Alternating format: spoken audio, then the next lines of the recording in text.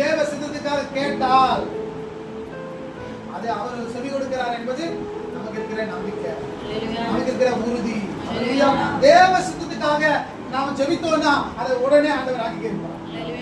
இங்க குஷ்டரோகி கேக்குற, ஆண்டவரே உங்களுடைய சித்தப்படி என்னை சுத்தமாக்கும் அப்படின்னு சொன்ன, சரிப்பா நாளைக்கு வரேன், நாளைக்கு வரேன், இப்ப போயிட்டு அப்புறமேட்டு வா சொல்லவே இல்லையா? உடனே எனக்கு சுத்தம், எனக்கு சித்தம் என்று நீ சடன் உடன் அங்க என்னதுன்னா அவங்க ஜெபத்தை உடனே இவர் செவி சாய்க்கிறார்.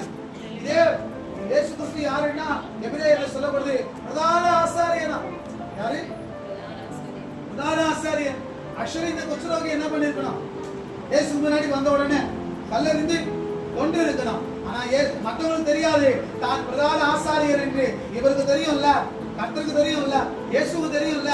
அங்க அன்பு காட்ட தேவையில்லையே, அங்க கண்டிப்பு வெளிப்படுத்தினா போதும் இல்ல, அங்க ஞாயிற்று வெளிப்படுத்தினா போதும் இல்ல, இவனை கல்லெடுத்து கொல்லுங்க அப்படின்னு சொல்றதுக்கு பதிலா அவன் மேல இறக்கப்பட்டு, அவன் மேல உருக்கப்பட்டு, அங்க போட்டுக்குது மனம் இறங்கி அவனை தொட்டு சுகமாக்கினார். அப்போ தேவ சித்தத்தின்படி ஏதாவது ஒன்று நீங்கள் கேட்டீர்களானால் உங்கள் ஜெபங்களுக்கு அவர் செவி சாய்க்கிறார் என்பது அதனால நம்ம அறிந்து கொள்கிறோம். அடுத்த வசனம் வாசிங்களேன்.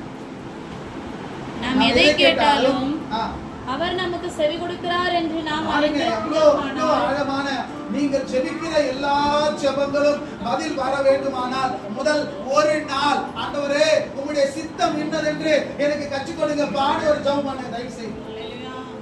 அதுக்கப்புறம் கர்த்தர் கற்றுக் கொடுத்ததுக்கு அப்புறம் எதையெல்லாம் தேவ சித்தம் புரியுதோ அதற்காக எல்லாம் ஜெபம் பண்ண ஆரம்பிக்கிறேன். அதுக்கப்புறம் ஜெபம் பண்ண முதல்ல நான் தேவ சித்தத்தை மாத்திரம் தேடி ஆலோசிச்சு பாக்குறேன். அப்படியா தேவ சித்தம் மட்டும் என் வாழ்க்கையில் நடக்கணும், என் குடும்பத்தில் நடக்கணும், என் மனைவி சொல்லணும், என் பிள்ளைகள் செய்யணும் அப்படின்னு நான் தேடி நடக்கிறேன். இப்படி தேடி நடக்க நடக்க நடக்க நடக்க ஒரு கட்டத்துக்கு மேல நான் எதை கேட்டாலும் அவங்களுக்கு ஹலோ முதல்ல தேவ சித்தத்தின்படி ஜெபம் பண்ணாதான் பதில். இரண்டாவது அந்த மனுஷன் தேவ சித்தம் செய்வதில தேறின மனுஷனா, தேவ சித்தத்தை விட்டு வேற எதுக்கும் போகாதனால அதுக்கு அப்புறமா அவன் எதை கேட்டாலும் கற்றுக் கொடுப்பான். என்னென்ன காரியங்கள் கேட்டாலும் கற்றுக் கொடுப்பான். எந்த காரியமானாலும் அது உடனுக்குடன் ஆண்டவர் கொடுப்பார், மறுப்பு தெரிவிக்கவே மாட்டான். நம்முடைய ஜெபங்களுக்கு எல்லாம் பதில் வருகிற ஒரு வாழ்க்கையை நாம் வாழ வேண்டுமானால் நாம் தேவ சித்தத்துக்காக வாழ்கிறவர்களாய் மாறணும். அல்லேலூயா அல்லேலூயா. ஏன்னா உலகிற்காக வாழ்வது அல்ல, உன்னதத்திற்காக வாழணும். இந்த உலக சீக்கிரம் அழிய போகுதுங்க. முன்னாடியே சொன்ன மாதிரி இந்த உலக சீக்கிரம் அழிய போகுது. இந்த உலகத்துல உங்கள் பொக்கிஷம் எங்க இருக்கு? இந்த உலகத்திலயா பரலோகத்திலயா? அல்லேலூயா அல்லேலூயா அல்லேலூயா. அதனால இங்க போட்டிருக்கு உலகத்திற்காக வாழ்வது அல்ல, உன்னதத்திற்காக பரலோகத்திற்காக வாழ ஆரம்பிங்க. வாசிக்கலாம் கலாத்தியர் 2ஆம் அதிகாரம் 20ஆம் வசனம். கிறிஸ்துவினுடனே கூட சிலுவையில் அறையப்பட்டேன், ஆயினும் பிழைத்திருக்கிறேன். இனி நான் அல்ல, பாருங்க நான் இயேசுவோடு, அதாவது நான் மனம் திரும்பி ஞானஸ்தானம் எடுத்து ஞானஸ்தானத்திலே உங்களை முக்கிய அவதானம் பண்ணின பழைய மனுஷனே அடக்கப்பட்டியாச்சு. After there will be no more leave. அதுக்கப்புறம் அந்த பழைய மனுஷன் ஒரு நாள் என்ன பண்ணக்கூடாது, உயிர் பெற்று வரக்கூடாது. நீங்க நிறைய பேர் பாத்தீங்கன்னா ஞானஸ்தானம் எடுக்கும் ஒருத்தர் கையை மட்டும் நீட்டிக்கிறார். ஏன் ஆசிரியர் ஒருத்தையை நினைச்சுக்கிட்டான், அவனை 2 கொடுக்காம நான் என்ன பண்ண மாட்டேன், இதை முக்க மாட்டேன் அப்படின்னு என்ன பண்ணாங்கன்னா அந்த கையை மட்டும் இந்த இடத்துக்கு ஞானகத்துக்கு கொடுக்கும்போது 2 விரல் மட்டும் நீட்டிக்கிட்டு இருந்தான். ஆண்டவர் இது மட்டும் இப்போ வேண்டாம், என்னால முடியவே. ஏன்னா அந்த 2 விரலுக்கு நடுவில் 3வது ஒரு விரல் வரும். எத்தனை பேர் புரியும்? அல்லேலூயா. சகோதரர்களுக்கு புரியாது, ஏன்னா சகோதரர்களுக்கு தான் அது புரியும். அல்லேலூயா. ஏன்னா 2 விரலுக்கு நடுவில் 3வது ஒரு விரல வச்சுன்னு அங்க புண்பட்ட மனத்தை ஜெபம் பண்ணி ஆத்துனா ஆத்த மாட்டாங்க.